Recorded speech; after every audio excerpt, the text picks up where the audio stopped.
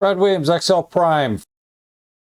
Financial break-even. We're looking at how to calculate break-even on a company level, not on a byproduct or manufacturing. This is purely on financials.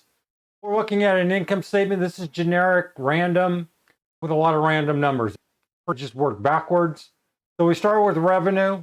They have a cost of goods sold. That is, if you're making computers, that's the cost of computers. Then you have selling expenses, which would be your admin. Now, let's say your marketing. So you take 30 minus 4, and you come up with margin net of variable expenses. Then you have research and development. You want to subtract general admin expenses, gives us operating margins.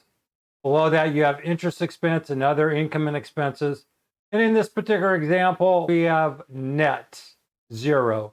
Break even would be this company won't be a going concern for very long because, well, they're not making any money.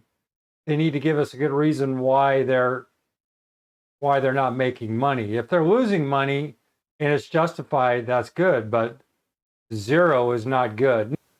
Let's take a real look at numbers. Here's Microsoft's P&L for the last 10 years. You could see the correct way to do this. That first example is arbitrary. Brad Williams, XL Prime, Williams out.